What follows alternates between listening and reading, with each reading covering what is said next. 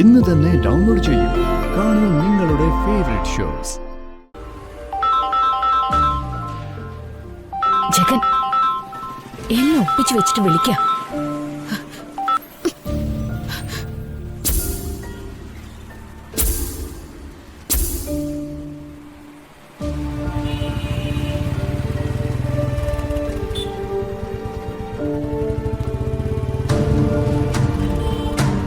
വന്ദനെ, നിക്ക്. എന്താ നീ ഫോൺ എടുക്കാത്തത്?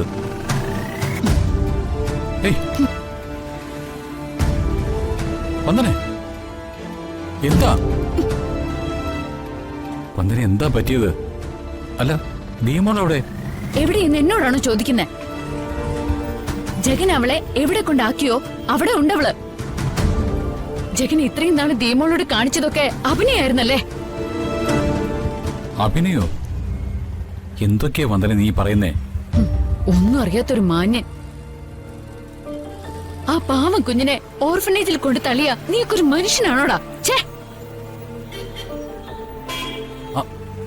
ഓർഫനേജിലോ? ഞാനോ? വന്ദനെ, നിനക്കെന്താ ഭ്രാന്ത് പിടിച്ചോ? അല്ല, നീ എന്തൊക്കെയാ പറയുന്നേ? എന്റെ മോള് ഓർഫനേജിൽ ഞാൻ കൊണ്ടാക്കാനോ? ദേ, പറയുന്നതിനൊക്കെ ഒരു പരിധി വേണം. നിന്റെ അഭിനയൊക്കെ എനിക്ക് മനസ്സിലായി. പിന്നെ ദീമോളെ ഒഴിവാക്കി എന്റെ കൂടെ സുഖിച്ച് കഴിയാന്ന് വല്ല വിചാരം ഉണ്ടെങ്കിൽ അതൊരിക്കലും നടക്കാൻ പോകുന്നില്ല. ഈ വന്ദനയ്ക്ക് ദീമോളില്ലാത്ത ഒരു ജീവിതവും വേണ്ട. വന്ദനെ, നീ ഒരു കാര്യം മനസ്സിലാക്കണം. എന്റെ ജീവിതത്തിലേക്ക് ഈ കാലത്ത് കയറി വന്ന ഒരു അതിഥിയല്ല ദീമോള്. നിന്നോടൊപ്പം കയറി വന്ന കുഞ്ഞാ, എന്റെ സ്വന്തം മോള്. എന്നിട്ടാണ് ആ കുഞ്ഞിനെ ഓർഫനേജിൽ കൊണ്ടുവിട്ടത്. വന്ദനെ, ദേ വേണ്ട. ഞാൻ മനസ്സിൽ പോലും ചിന്തിക്കാത്ത കാര്യങ്ങളാ നീ ഇപ്പൊ വിളിച്ചു പറയുന്നേ. എന്താ ഉണ്ടായെന്ന് നീ എന്നോട് പറയേ. അത് കേക്കണോ?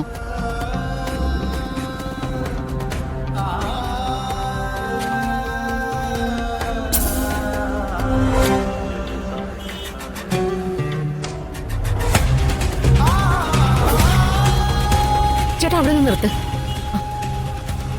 വന്ദനെ, നീ ഇപ്പൊ ഈ പറഞ്ഞതൊന്നും ഞാൻ അറിഞ്ഞ കാര്യങ്ങൾ പോലും അല്ല. ഇതിലെന്തോ ചതി നടന്നിട്ടുണ്ട്.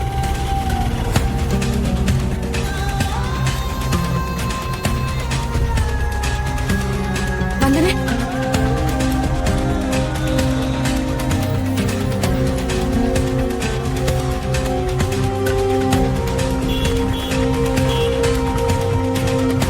വന്ദനെ, ജഗ, ഞാൻ വീട്ടിലേക്ക് വന്നോണ്ടിരിക്കുകയായിരുന്നു. ഒരു കാര്യം പറയാനാ ഞാൻ അത്യാവശ്യമായിട്ട് വന്നത്. എന്താ സുചേച്ചി? അത് പ്രകാശേട്ടൻ ആരെയൊക്കെയോ ഫോൺ ചെയ്യുന്നതും ഓർഫനേജിന്റെ കാര്യം എന്തൊക്കെയോ പറയുന്നതും കേട്ടു. അത് പ്രകാശേട്ടൻ എന്റെ കൂടെ ഓർഫനേജിലേക്ക് വന്ന കാര്യമായിരിക്കും പറഞ്ഞത്. അല്ല വന്ദനെ, നിന്നെയും ജഗനെയും തമ്മിൽ പിരിക്കണമെന്നോ അങ്ങനെ മറ്റെന്തൊക്കെയോ പറഞ്ഞു.